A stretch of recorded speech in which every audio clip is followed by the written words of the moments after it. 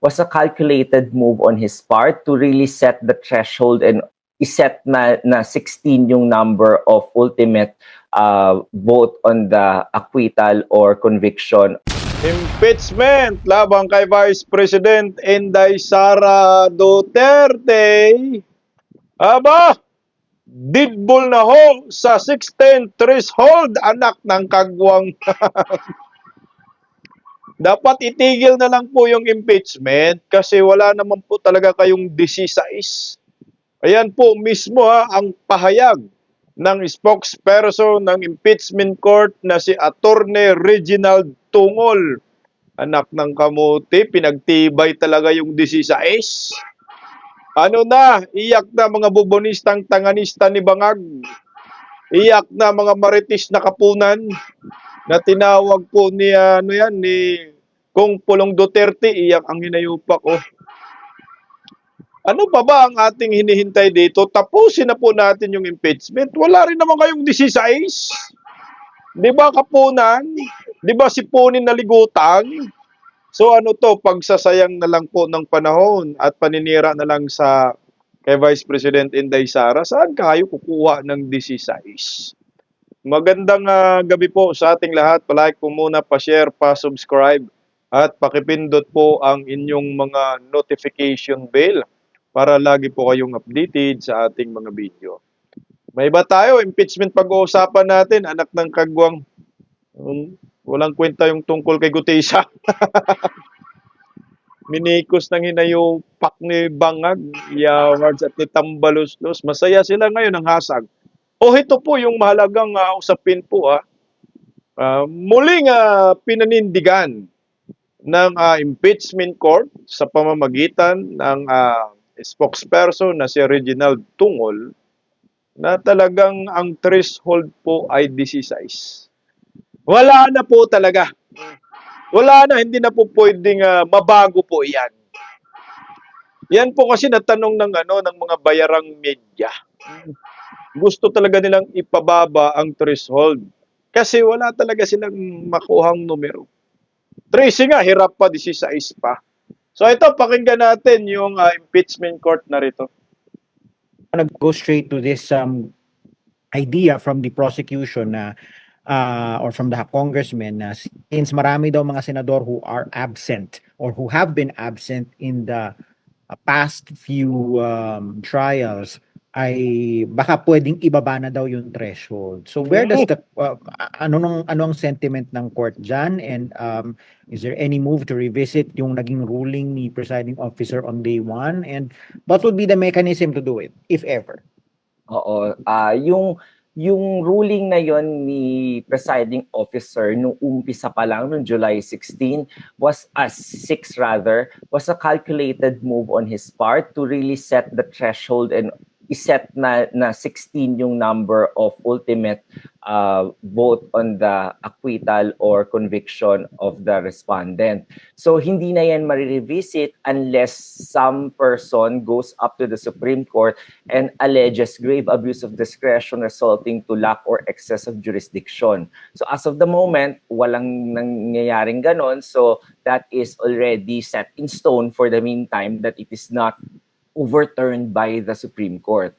Now, if a person or a party or a side, a council proposes that, that is a dangerous proposal because it will necessarily entail the impeachment court to change the rules of the game mid trial. At sa ating due process clauses, hindi po pinapayagan yan. Hindi po tayong parang naglalaro lang dito na kung para sa convenience ng mga parties, iibahin mo na naman yung rules mid-trial. Hindi po umaakto ang impeachment court for the convenience of either the prosecution or the defense. It is acting to uphold the due process requirements under the law. At yung 16 po yan, nakabase po yan sa Bayan versus Zamora na nagsasabi doon na mahirap talaga ang makuha ang 16, but the framers of the Constitution ensured that mahirap talaga dapat makapag-impeach ng isang impeachable officer because the impeachment court will necessarily cancel the mandate of the people who elected the impeachable officer. That's why it is made extra hard. Kaya 2/3 yan, hindi po simple majority. It was the intention of the framers of the Constitution to make it hard for the impeachment to happen. So, hindi po yan nakabase sa comfort ng tao. So, as to that proposal, wala pong dapat maiba doon sa ruling ng presiding officer na 16 po dahil wala naman pong nagsasampa pa ng kaso at wala pang desisyon yung Korte Suprema if ever masampang kaso na yun. So, Yay! Putang ina, antindi ng sinabi ni Tungol diyan, oh. 16 votes for Sara conviction set in stone. Wala na. Ang inumin, no? Kasi sabi, it's a dangerous, oh. Nakatakot daw po ito kung biglang baguhin na lang yung threshold sa kalagitnaan ng impeachment. Maging president po ito. Kapatay iyak mga bayarang media. So, wala na to, hindi na mababago. Wala pa naman na pumunta sa Korte Suprema para questionin yung 16 votes na threshold diyan for conviction kay Vice President Inday Sara. Yan naman nakalagay talaga sa saligang batas. So, wag nang ipagpumilit pa yung kagustuhan ninyong mga bayarang media. So kahit pala absent ang ibang senador, hindi makaboto, 16 talaga ang kailangan nilang numero. Eh, ang problema nga yan, wala nga silang 16. Hirap pa nga sila sa 13, no? 16 votes pa kaya manguyot. So itigil na natin kasi ang laki naman po ng gastos na. 400 million naman ang gastos daan sa impeachment trial.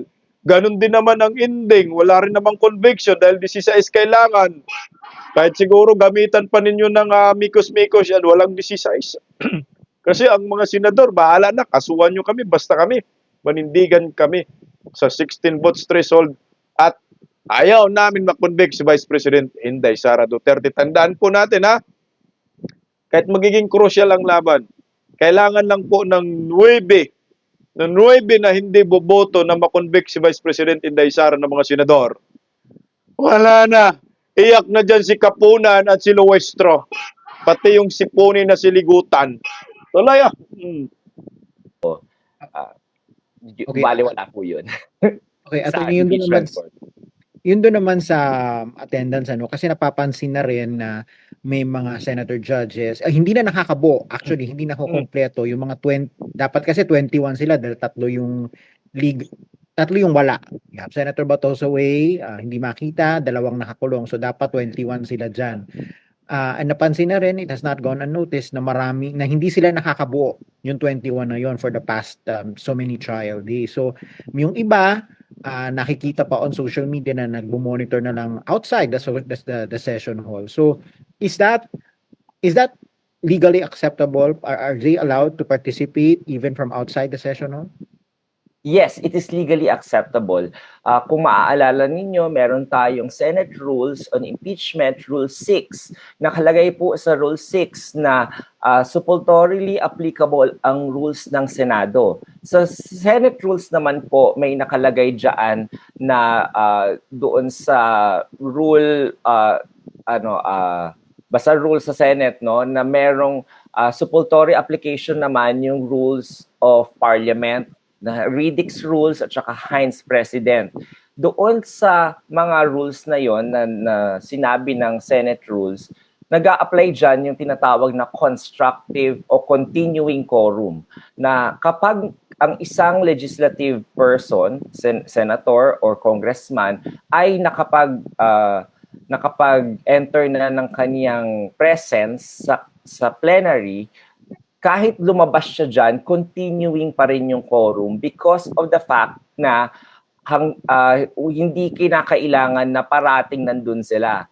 basta nandoon sila within the control of the Senate President na anytime pwede silang ipatawag ulit kapag kailangan na ng botohan sa plenary, continuing pa rin yung quorum unless questioned by any one of the members. So alam ng ating mga nasa lehislatura yung continuing quorum rule na yan. At sa ating mga ordinaryong tao, baka medyo first time natin naririnig yon. However, in legislative practice, that is considered legal because the Senate President has control over the antechambers and all the rooms in the Senate, at yung Senator's Lounge, yun naman ay nakatabi lamang sa plenary. So it is within, parang pag pumunta sila doon, continuing pa rin yung presence sila on the floor. Walang nababawas. And as you have seen naman, no, yung mga senator judges na yon, hindi na tayo magba-blind item kasi alam naman natin na si Senator Padilla yon, Senator Villar, at saka si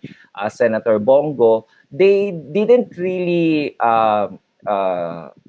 take a break from their duty as a senator judge. In fact, suot pa nga nila yung mga robes nila. So that only means that while still on a short break, they are still performing as a senator judge at nakanood naman sila. Nakita naman, may TV doon, nandun pa yung photo ni Attorney Ligutan. So they are still monitoring it. And that is allowed in parliamentary practice, customs, and rules. Inumin na mga bayarang media sumuko sa threshold. Napunta doon kay Kuya Bunga Rubin Padilla at Villar. Sino bang Villar? Mark Villar o Cynthia Villar? Cynthia Villar. Camille Villar. Nagmerienda lang, anak ng kagwang. Pati ba naman yun issue sa mga hinayupak na bayarang media? So kung wala yun, so ibaba na natin yung threshold. Hindi naman pala ipinagbawal yan. Basta nasa premises ng Senado, okay lang.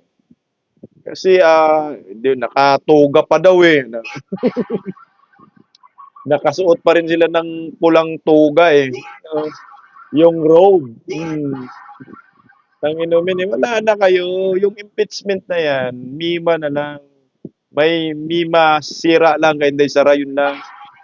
So niloloko nyo yung taong bayan. Dapat kayong mga bayarang media, panawagan na rin po kayo na itigil na ng impeachment court, ang impeachment trial labang kay Daysar kasi wala man talagang 16 na threshold, anak ng kagwang. Pakinggan natin si Kuya Bongo. Ito, makinig kayo mga bayarang media. Sa batikos ninyo kay Kuya Bongo, sa panahon na nagmerienda sila. Ito, pakinggan natin si Kuya Bongo. Video. I was the first one with two others na nandito sa floor. Yung nagpa-picture doon sa lounge. Dumaan po ako. Lumalabas naman kami for pupunta kami sa mga sa comfort room. So nagkataon rin po nandoon si Senator Robin at Senator Mark para patuloy kaming mag-monitor. So it was a short break? It was a short break. At saka patuloy kami nagmo-monitor. Halos kung wala naman kami rito, napapanood rin po namin yung kung ano nangyayari dito sa loob. So, importante ay nasusubaybayan po natin ang proceedings kung ano yung nangyayari at makaparticipate po kami at makapagtanong kung kakailanganin. Pero just review the video kung sino po yung mga una nandito. Wala pa pong, hindi pa nag-umpisa. Nandito na po ako. That was Monday. That was August 17. At hindi naman po maiwasan na lahat kami lumalabas, pupunta sa CR, kailangan magkape. Sobrang haba po ng proceedings. At kailangan rin namin pupunta sa comfort room at makapagkape.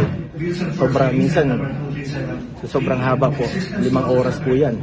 Straight po yan at napaka-ikli ng break. I hope maintindihan niyo naman po na yung trabaho namin ay ginagawa naman po namin, ginagampanan namin. Sir, sabi nga, yung, di ba po, 16 yung threshold to compete the Vice President? Merong sabi sa prosecution iba ba? Kasi may mga senador na Basahin niyo na lang po yung Constitution. Ano po yung nasa batas, ano po yung nasa Constitution, yun po ang sundin natin.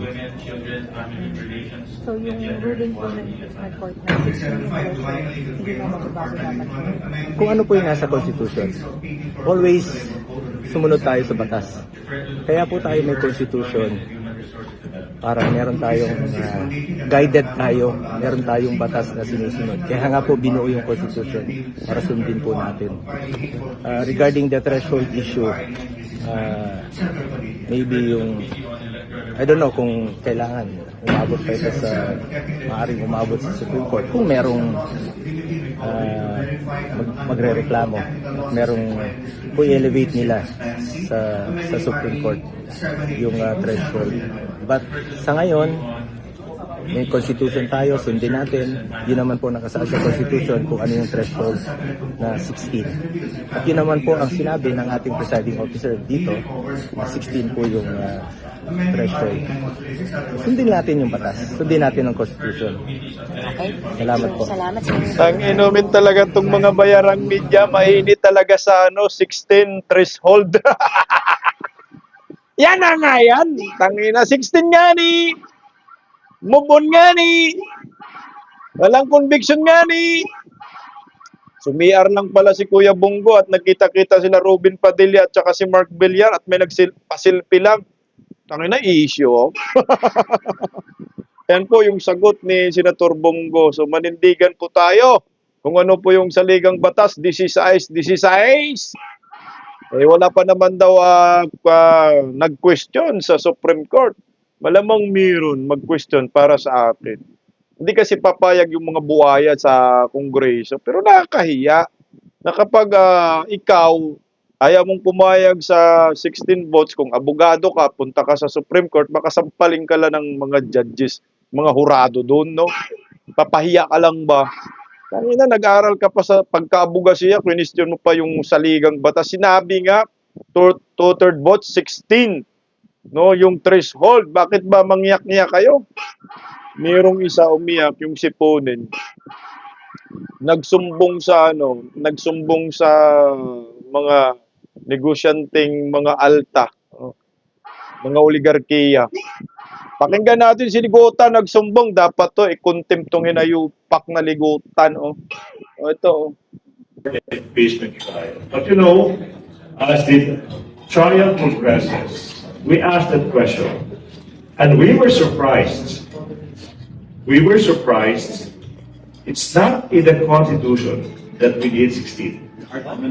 It's not. It's not in the Constitution. It says only 2/3 of its members. As to what the members mean, you're correct. It is a legal issue that only the Supreme Court can. For me, I argue on the basis of the absurd. What if, for example, we have, this is hypothetical, the senators are riding the same plane, on board the same plane, and that plane crashes. What if all of a sudden we lose half of our senators? And here we have an impeachable officer whose guilt is so obvious that the people are really wanting to remove this. So if you go by the argument, it should be 16 without appreciating the facts, without appreciating context, without appreciating reality. In that instance, the people cannot remove an erring official just because we lost 10 senators in an airplane crash. That is the argument of the absurd. And it is a constitutional principle that we interpret the Constitution not on the basis of absurdity, but Tang inumin mo Ligutan, siponin ka. Wala daw nakalagay sa konstitusyon na 16 votes. Ang nakalagay daw 2/3. Ang nakalagay nga 2/3 votes of 24 senators. Walang nakalagay na 16. Pero ilan ba ang 2/3 votes ng senator na 24? Ilan? 16. Ginawa mong bobo talaga yung sarili mo. Ang linaw-linaw eh. Para magkaroon ng conviction yung isang impeachable officers ay 2/3 votes ng 24 senator magbase. So ilan ang 2/3 votes ng 24? Tangina, niluloko yung mga negosyante dito. 16. Alam nyo, wala kasi kayong numero. Eh kung totoo po kayong may mga ebidensya kayo, malakas ang ebidensya ninyo. Tangina, huwag kayong matakot na wala kayong numero dyan. Panindigan nyo yung ebidensya. Kaso nga lang, wala eh. Kahit sabi, pinuna nila si Kuya Bungo na si Robin ay hindi daw na wala daw sa trial, umalis daw. Putang inamin naman yan.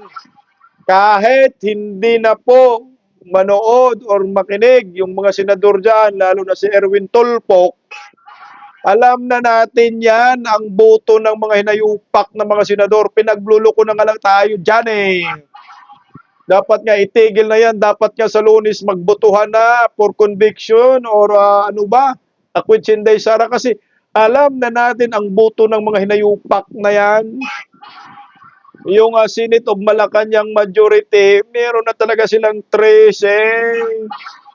May 13 na talagang numero ang mga hinayupak. Alam natin dyan.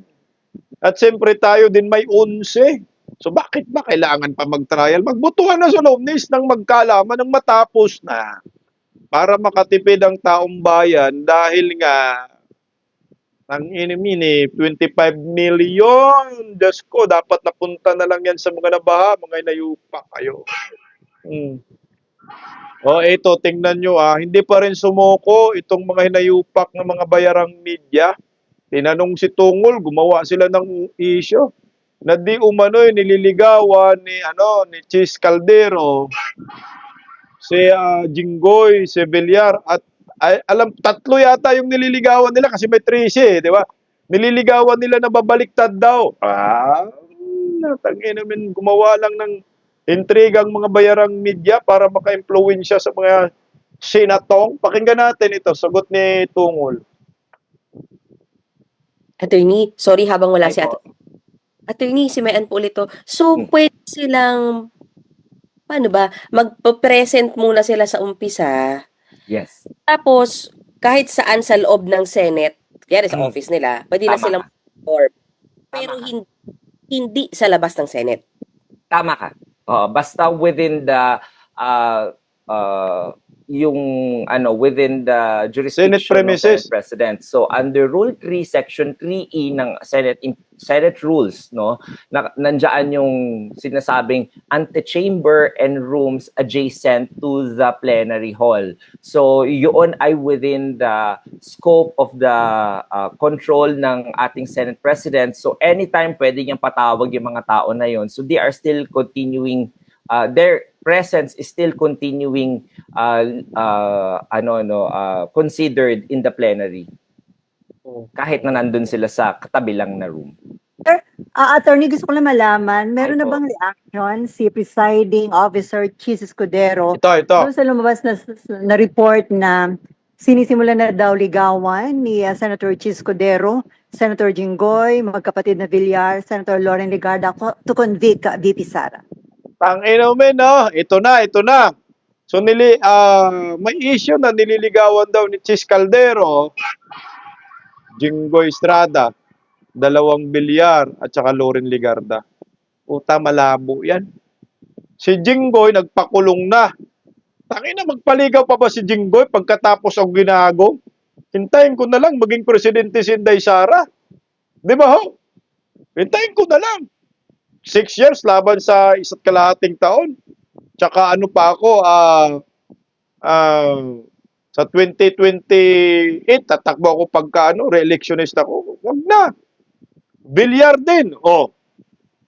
Sa tingin nyo ba si Mark Villar talagang tuluyang tatry rin ng mga Duterte? Malabo si Mark eh. Tsaka rin siya, re-electionist. Camille, pagkatapos inendorso ni Inday Sara at nanalo. Sa tingin nyo ba, gustong i-impeach si Inday Sara, makonvict? Kalukuhan po yan. Ligarda, putang ina, kinakasuhan na nga ako ngayon. Saka pa naman si Ligarda, re-electionist din yan. Malabong-malabo po yan. O, ito, ang sagot ni Tungol, kung totoo. Tsaka Chis Escudero, anong offer mo, Chis? Ang ina, kiso de bola. Sa ibabaw pula, sa ilalim dilaw. Tuloy yun. Tingnan natin.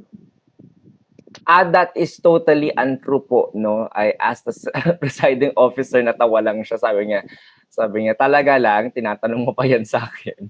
So that is completely untrue po na wala pong ganung mga moves on his part. He is busy and his time is taken up by reading and studying the case, both the witness testimony, the number of documents, at saka yung mga resolutions na kailangan niyang ilabas. In a way po nga, parang marami siyang kailangan pang ilabas na resolution dahil sa mga na-cancel na trial dates. So, mas busy po siya gawin yon kesa po mamuliti ka regarding that. At saka matagal-tagal pa po, sinasabi po natin, no? If you consider the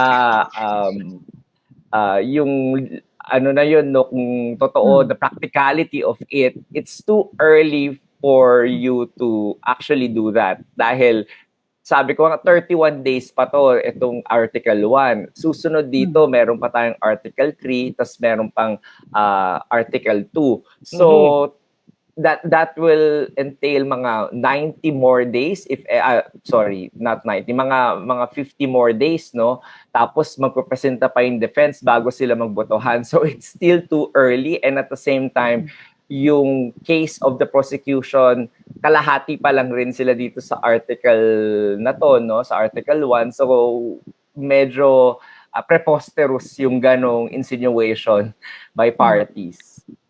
So, anong tingin doon ni Senator Chis Escudero? May plano na i-discredit? Ano yung nakikita niya na intention ng ganong balita? I-discredit yung maganda niyang paghawak sa impeachment trial?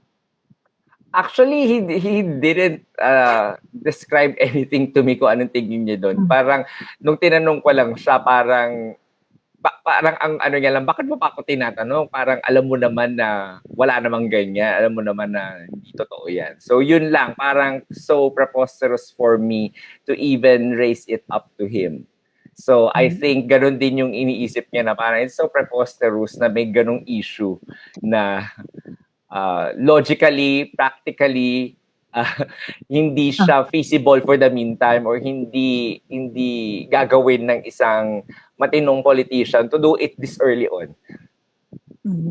Pero pwede yung gawin kapag patapos na, sir, o hindi rin hindi rin. I don't think hindi ganun si Senator Escudero eh. Parang as you know, no, kahit na before, laging ini-issue sa kanya yan yung regarding the Senate presidency, ganyan din yung pinalabas na issue. So lumang tugtugin na po yan eh, if you consider it.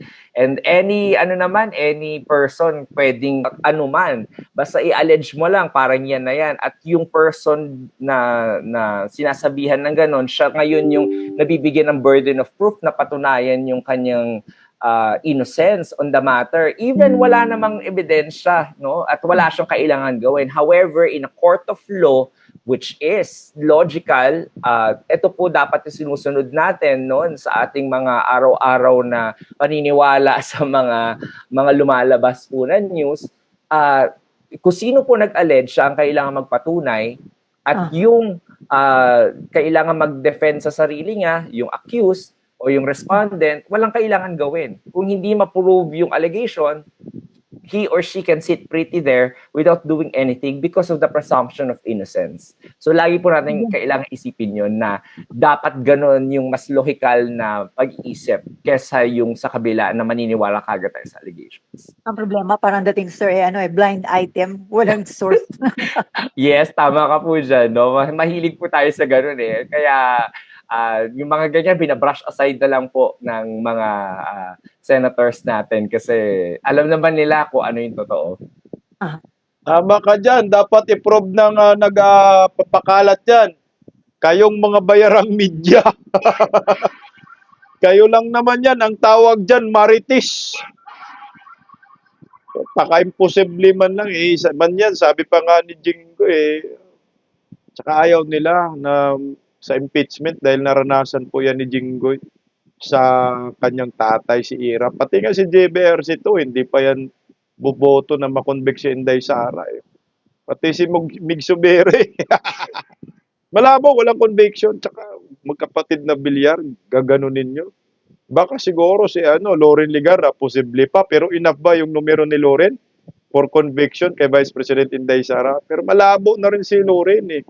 Kasi ginagago na si Loren Ligarda ngayon ng mga bataan ni Bangag. Kaya kakapit yan at maghintay na lang ng 2028 election kasi mga re-electionist ang mga yan. Oh, ito, pure na marites. Iyak si Kapunan na tinawag na ni Kong Pulong Duterte na marites. Tama na ang pagiging marites ng impeachment. Pangina kasi si Kapunan, no? Marites na marites ang datingan, eh. Sa totoo lang, marites si Kapunan. Siya nga ho yung paborito sa social media, binabash ng maraming mga netizen, mga DDS. Eh. Tinawag siyang, oranggutan, tinawag siyang bisugong, tinawag siyang lula. Ang daming tawag sa kanya, eh, itong si Kapunan. Tinawag na tumboy, kung ano-ano na lang, eh. Tumboy talaga. O may napanood ako nga. Tinawag siya tumboy. Tinawag siya na bully. Tinawag siya na bastos. Pinupulutan siya sa social media. Kaya ngayon, marites, tama si Kong Pulong Duterte. May sagot si Kapunan sa mga baser niya. Tingnan mo, pakinggan natin pa yung iyakin. I'm saying is, desperate moves ngayon. Nakikita naman natin yung mga desperate moves, no? Masyado nang maingay ang trolls ngayon. Hindi na ebidente. Yeah. Pati nga yung mga prosecutors natin, lalong-lalo na si Attorney Ligutan, no? Linagyan pa ng makeup. Virgil, linagyan ka ng makeup. Meron kang blush on, saka lipstick. Virgin no? na buwag. So, tinitira na ngayon ng mga private prosecutors. No? Pati nga yung rubber shoes ko, baka sabihin nila, katas ng impeachment, no? Yung mga rubber shoes ko, pa? yung sneakers ko. No? Nagiging desperate na. Desperate moves from a desperate defense camp. Inumin talaga naman nagme-make up si Ligutan na. Kitang-kita naman, madam. Live na live, lus-lus mo. Hindi nagsisinungaling ang video. Ikaw nga, tingnan mo make up mo. Parang kay Prince Castro lang din make up mo. Desperate mo. Walang desperado. Ang depensa, kalma lang. Kayo ang desperado. Kasi wala kayong 16. Kung sa Bisaya pa ba, kahit magtuwad baliskad man daw. Walang conviction na mangyayari. Ayan na po, tinuldukan na po. Lalo ng Senado yung issue sa threshold. 16 po talaga yan, 2/3 of 24. So, zero conviction. Huwag tayong mag-alala, yung sinasabi, nililigawan yung ibang senador, malabong-malabo po yan. Kaya, tayo na lang natin ang ganti ng inapi sa 2028. Sigurado ng presidente na si Vice President Inday Sara. Duterte pa rin. Paggising sa umaga, tanghali at gabi, nakikita ko ang post niya, ang hapdi. Paano nga ba to? Di ako makatanggi. Watch ko na lang at isipin ng mabuti. Bisdak Pilipinas. Bisdak, tinig ng katotohanan.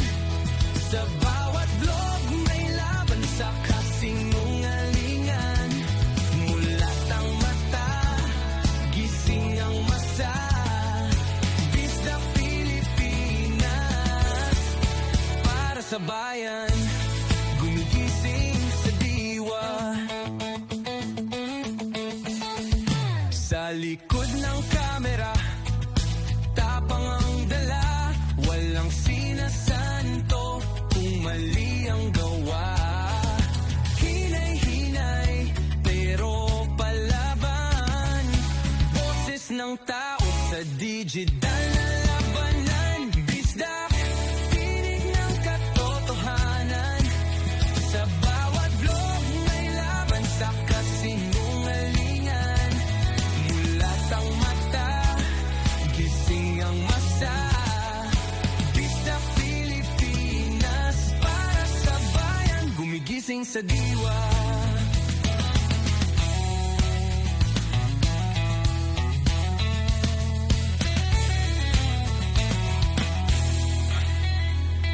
Hindi artista, hindi politiko, pero ang katotohanan, sigaw niya ay buo. Sa YouTube o Facebook man siya makita, may aral ka pa rin, may uwi sa bawat salita. Bisdak, gising sa katotohanan, di lang kwento, kundi panawagan. Sa bawat Pilipinong naghahanap ng liwanag, Bisdak Pilipinas, kasama sa pagbangon ng bayan. Bisdak Pilipinas, boses ng masa, gising ang diwa. Sa vlog mo, may pag-asa.